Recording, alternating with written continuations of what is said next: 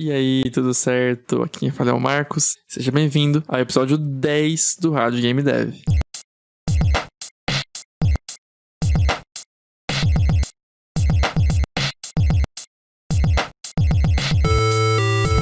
E chegamos ao episódio 10. Caramba, quando chega nesses números inteiros, parece uma coisa muito boa, né?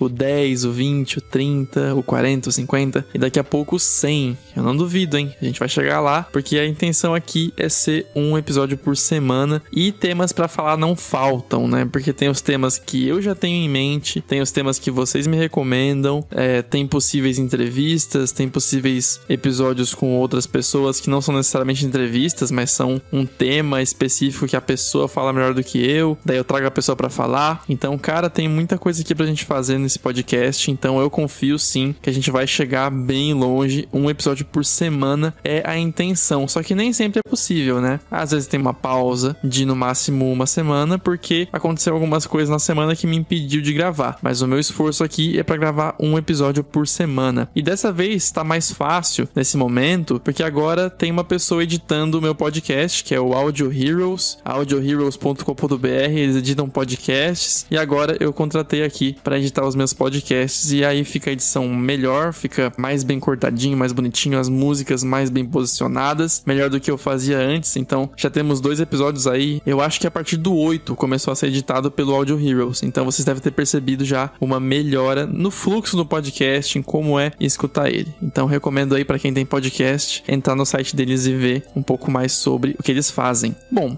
esse episódio aqui, ele não é sobre podcast, não é um podcast sobre podcast, é um podcast sobre arte para jogos, mas na posição do programador, ou programador / game designer, que é o meu caso. Sou programador / game designer, só que eu não faço arte e também não faço música. Nessa posição em que a gente tem as armas para fazer um jogo, a gente tem como projetar ele por ter conhecimento de game design e tem a habilidade de programar ele por ter conhecimento em programação em alguma engine ou programação tradicional mesmo, né? O que a gente tem na nossa disposição para ter arte no nosso jogo? Porque essa parte é importante, a não ser que você queira fazer arte de programador, né? Que são aqueles jogos que são feitos com polígonos. Não necessariamente todo jogo minimalista é arte de programador, porque tem jogos minimalistas que são lindos. A arte de programador é tipo no VVVVVV, eu acho que são 6 vezes o nome do jogo, que tu percebe que realmente é uma arte feita pra ter, sabe? É pra ter como tu visualizar as coisas, não é algo feito pra ser bonitinho. Isso não chega a ser o que alguns jogos minimalistas são, porque muitos jogos minimalistas, eles são realmente bonitos, como por exemplo Thomas Was Alone. É um jogo feito com cubos e formas geométricas, polígonos, e ele tem cores muito bem escolhidas, tem um sombreamento legal, então é um jogo bonito. Um outro exemplo muito bom é o Pinkman, um jogo feito pelo meu amigo Matheus Ferreira Moreira, Matheus Salles. É um jogo bonito porque o Matheus, ele trabalha com programação de jogos agora, só que ele tem um passado como designer gráfico, então ele tem conhecimento em arte para conseguir fazer um jogo minimalista bonito, não só um jogo assim com polígonos jogados de forma bagunçada e com cores mal escolhidas, né? Então a arte tem que ser feita por alguém. E se tu quer trabalhar sozinho em um jogo, tu vai ter que fazer a arte, ou tu pode esquecer esse assunto de fazer um jogo sozinho e realmente trabalhar com mais alguém na parte da arte. Eu vou falar sobre isso, sobre a decisão de contratar um freelancer ou de procurar um parceiro, ou até mesmo a decisão de você ir sozinho estudar arte, quais suas chances de conseguir fazer isso mesmo, né? Claro que eu vou falar isso do meu ponto de vista, sobre a minha experiência e sobre o que eu faço, se eu contrato sempre um artista para fazer artes para os meus jogos, ou se eu tento fazer por conta própria.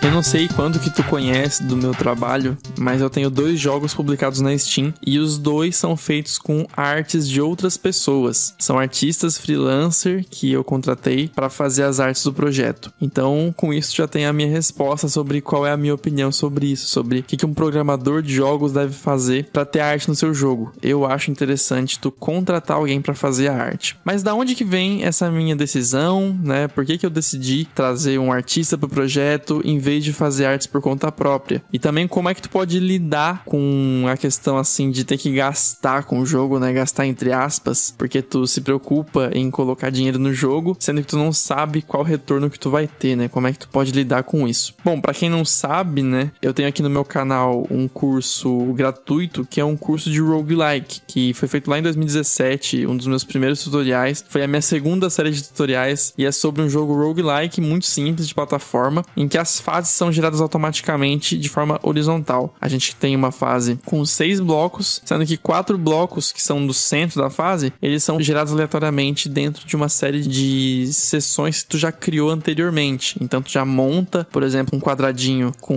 mecânicas, com inimigos, e depois tu joga ali no randomizador para ele colocar em posições aleatórias da onde vai estar na fase essa sessão de jogo que tu criou. É parecido com o Spelunk, para quem conhece, só que a diferença aqui é que em vez de ser em um grid 4x4, que as fases de Spelunk são em um grid 4x4, aqui é só um grid de 4x1, né? 4 blocos horizontais sem ter blocos verticalmente, sem ter sessões criadas verticalmente. Então eu criei essa série de tutoriais e a minha intenção naquela época era criar a série de tutoriais e também criar a arte para essas séries. E assim eu ia praticando a minha programação e a minha arte também. Eu tinha a intenção de aprender pixel art. Eu até cheguei a comprar um cursinho baratinho de pixel art para estudar um pouco mais sobre isso. Então eu realmente fiz as artes daquele projeto. São artes super simples. Se tu procurar no YouTube pelo roguelike do meu canal, tu vai encontrar lá e vai ver que é super simples. Cores assim bem feinhas. Um boneco minúsculo. Acho que ele é 8x8. É muito pequenininho. E é uma arte bem simples mesmo. Bem iniciante. E a intenção era que isso fosse melhorando, né?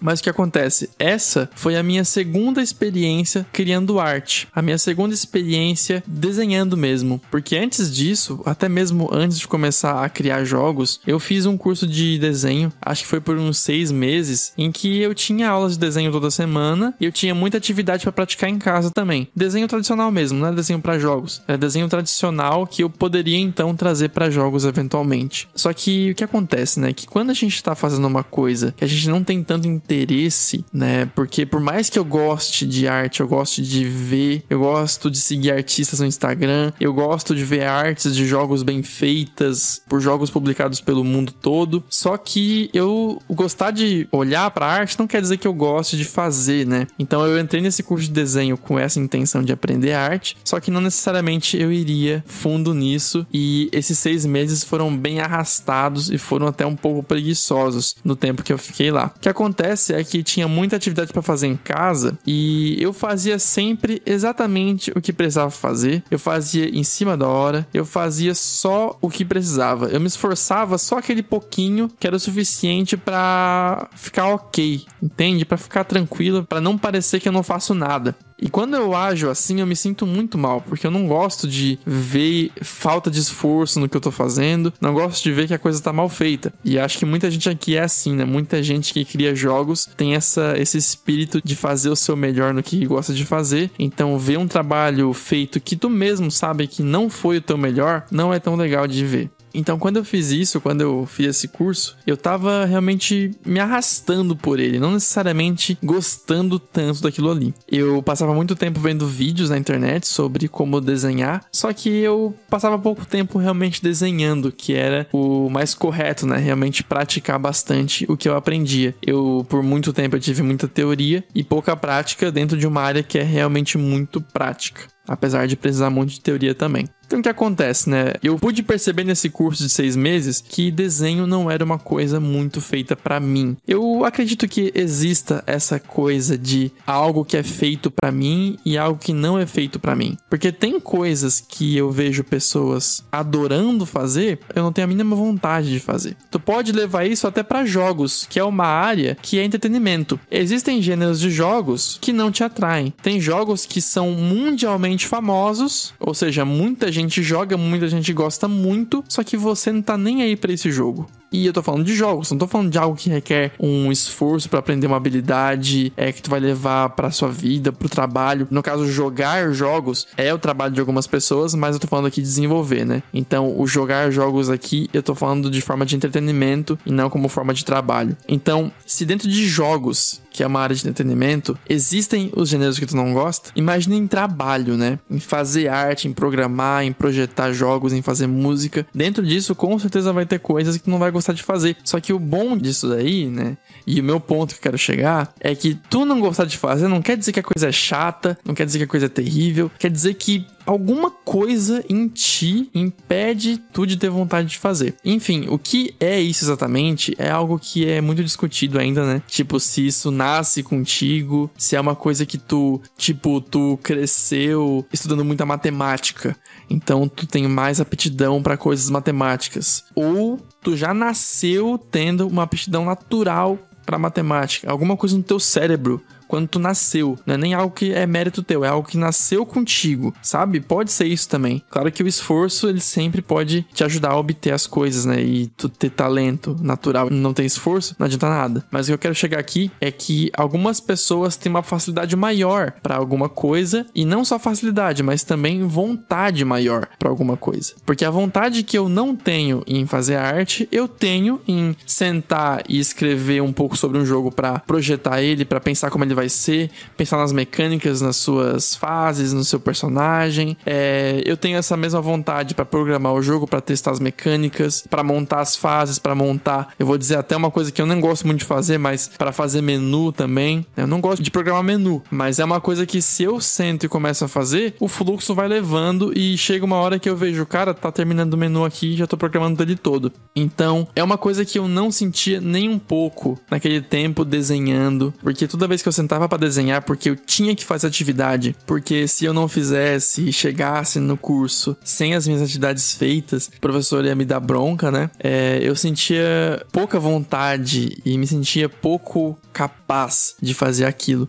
E diferente para os jogos. Dá para argumentar isso também, no caso para programação, quero dizer, né? Dá para argumentar também que foi o tempo que não foi dado tempo suficiente, né? No caso, eu estudei desenho por 6 meses e em 6 meses eu queria estar bom, ou enfim, em 6 meses eu queria ter muita vontade para fazer. Eu acho que não é muito válido isso, porque os 6 meses iniciais eu deveria ter vontade de fazer, né? Desde o início dos estudos eu deveria ter vontade de fazer, de continuar desenhando, porque na programação foi assim. Desde a minha primeira interação com uma ferramentazinha simples de programação de jogos, eu tive muita vontade de fazer. Inclusive, o meu maior problema quando eu comecei lá com 10 anos de idade, eu comecei a programar jogos, tentar programar jogos, né? Meu problema era querer fazer jogos grandes demais. Ou seja, eu tinha tanta vontade que a minha vontade, ela superava o que eu sabia fazer. Então eu tinha vontade de tanta coisa, mas na hora de botar em prática, eu percebi que eu não tinha ainda a capacidade de fazer isso. Então, tu vê, é uma coisa que desde o início na programação de jogos, eu tive muita vontade, mas não aconteceu mesmo com o desenho. Então, resumo desse bloco, desse assunto você tem uma força maior, alguma coisa dentro de ti que te capacita mais de forma natural para algumas coisas e menos para outras. E o mesmo serve para outras pessoas. Enquanto tu pode ter uma capacitação melhor em programação, alguma outra pessoa vai ter capacitação maior em arte.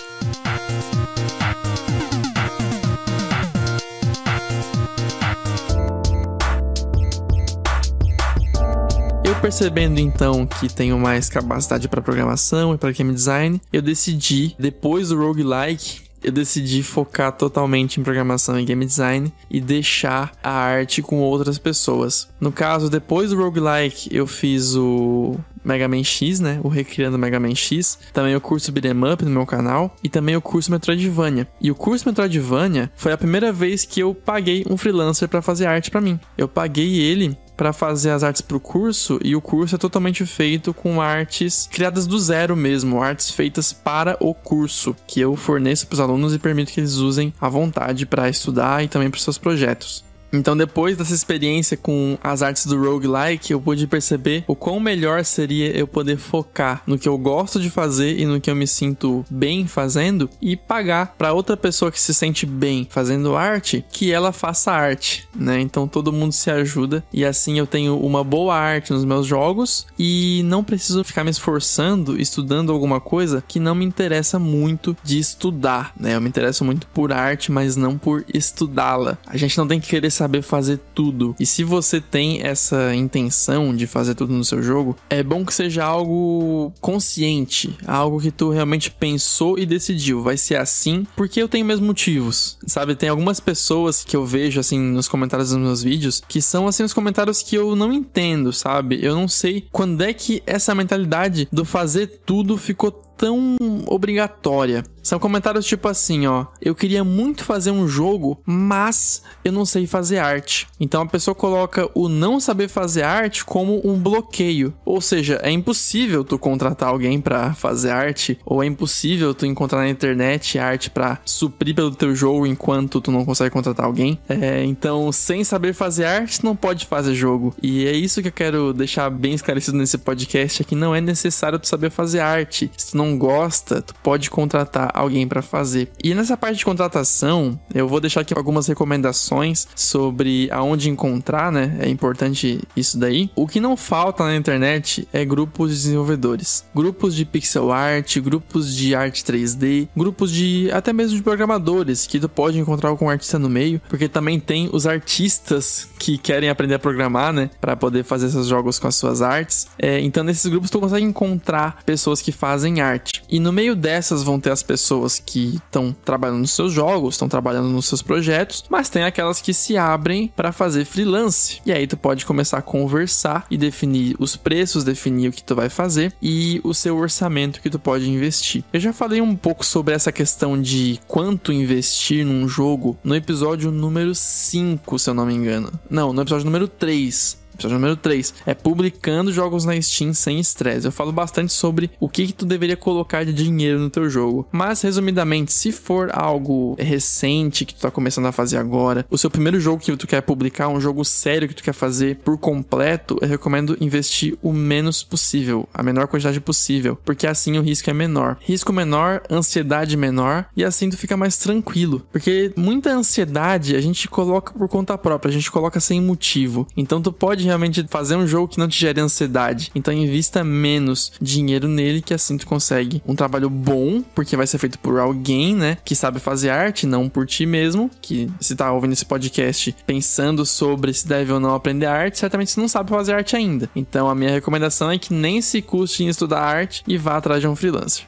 Um grupo que eu consegui 3 contatos de artistas muito rapidamente foi o grupo do Vaca Roxa no Discord. Se tu pesquisar no Google Vaca Roxa Discord, tu certamente vai encontrar. É um grupo focado em artistas e eu fui lá numa parte de jobs, né, que tu coloca propostas de trabalho, e coloquei que tava precisando de um artista. E apareceram 3 contatos muito rapidamente. Então, nessa forma aí eu consegui contatos rapidamente, né? Só que também tem o Instagram, tem o grupo de artistas no Facebook, tu pode entrar num grupo desses, ver alguém que tem uma arte que te interesse e também chama o contato da pessoa, fala com ela pra ver se ela faz freelance, porque nem todo mundo faz freelance, né? E tem freelancers que eles são mais experientes, tem um trabalho de uma qualidade assim extremamente boa, né? Extremamente profissional e vão cobrar o seu valor um pouco mais alto. Então tem essa questão também do preço, de qual preço você pode pagar. Às vezes você pode pagar por um artista que não é o seu favorito, não é o artista que você mais quer pro seu jogo, só que é o artista que no momento é o que você pode pagar. E cara, você pode gerar aí numa dessas, contratando um artista que não é o que você mais quer, você pode conseguir uma parceria, quem sabe pra muito tempo, né? Porque todo mundo que foca na sua coisa que mais gosta, como também é o caso dos artistas que trabalham pra melhorar cada vez mais a sua arte, eles ficam melhores. Então um artista que nesse momento não é o seu favorito, não é o que você mais queria pro seu jogo, ele pode evoluir bastante e ter uma arte muito melhor, e você já tá ali com ele e já pode continuar trabalhando nos seus jogos com as artes dele. E quando o assunto é contratar um freelancer, eu percebi que é muito importante ter uma dinamicidade, ser dinâmico e não ficar só fechado em uma pessoa, né? Então tu encontrou um artista que te interessou, beleza. Só que acontece que às vezes eles se ocupam muito com outro trabalho e acabam não podendo atender o seu jogo. Então no caso do Rift Raccoon, foi um jogo que eu fiz com 2 artistas freelancer e esses artistas agora estão muito ocupados. E por isso, então, o Super Forklift 3000, que foi o meu segundo jogo pra Steam, ele foi feito com um outro artista, porque esses outros 2 do Rift Raccoon não puderam participar. Então acontece que é bom cultivar contatos, né? Cultivar vários contatos, porque tu não sabe o que pode acontecer. Às vezes um se ocupa demais, ou ele mudou de carreira, digamos assim, ele mudou o seu foco, agora não quer mais ser freelancer, quer fazer outra coisa.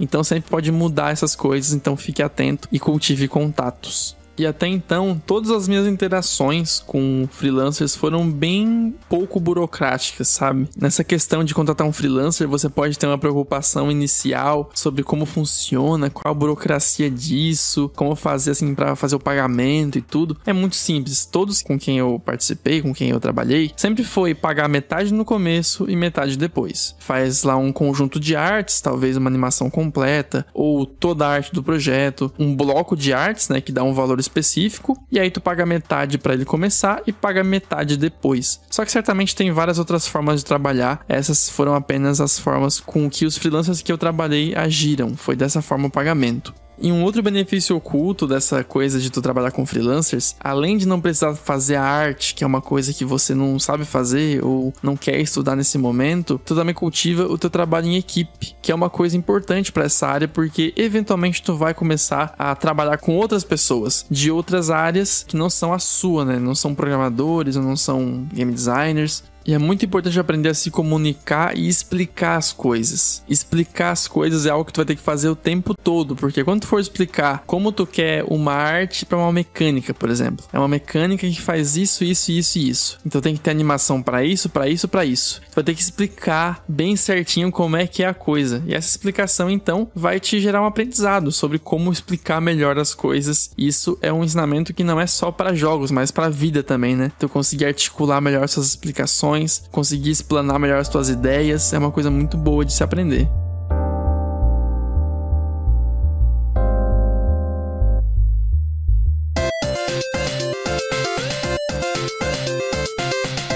Então essa é a minha opinião sobre se você deve contratar um artista ou se você deve aprender arte. Se você não tem interesse em ser um bom artista, em aprender arte, em eventualmente trabalhar com arte, eu não vejo motivo para você não contratar alguém, né? Porque no meu caso, eu não tenho a menor intenção de trabalhar com arte, porque eu pude perceber ao longo de tempos, de meses estudando, que não é isso que eu quero, né? Então é importante você se dar um tempo também para entender o que você quer. Se você tá começando agora, você começou agora a programar, começou agora no game design, começou agora até em arte, dá um tempinho pra você se entender, pra você se conhecer e ver o que você prefere. No meu caso, eu tive um tempo pra perceber que arte não era o que eu queria, e eu queria mesmo era programar os meus jogos, era isso que eu mais gostava de fazer. Então tá, não pensa logo de cara que você não gosta e para de fazer. Se dá um tempo pra isso. E mesmo assim eu não acho que alguém consiga fazer tudo muito bem também, né? Eu vejo aí que é interessante você ter uma habilidade primária e uma secundária. Então, se você acabar querendo fazer arte, que seja a sua habilidade primária ou secundária, e que alguma outra habilidade você deixe para outra pessoa fazer, porque ela vai ser mais especialista nisso e você vai acabar ficando muito generalista caso você queira fazer tudo e pode acabar fazendo tudo muito mal feito ou não no ápice do bem feito que você poderia fazer caso focasse em uma só coisa, né? Porque tem pessoas que conseguem fazer muito bem todas as áreas, conseguem fazer muito bem, só que essas pessoas são a exceção, né? Não queria ser a pessoa chata que fala isso, né? Só que realmente requer muito esforço em muitas áreas para tu fazer muito bem tudo. Então eu hoje prefiro fazer muito bem o que eu gosto de fazer, programação e game design, e deixo música,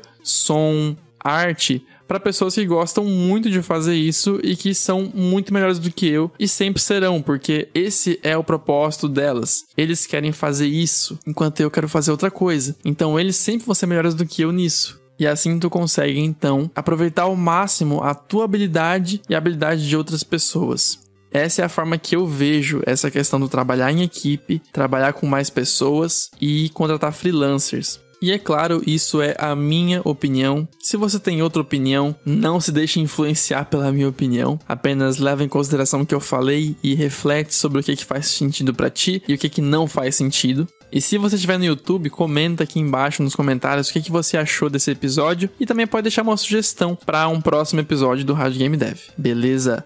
Muito obrigado por ouvir. E antes de ir embora, deixa eu sugerir para você pegar o meu e-book 5 passos simples para criar games. É www.marcosgamedev.com/5 passos. Você pega o e-book gratuitamente e é um conteúdo bem legal para você ler bem rapidinho e aprender bastante coisa. Legal? Vejo você no episódio 11. Até mais!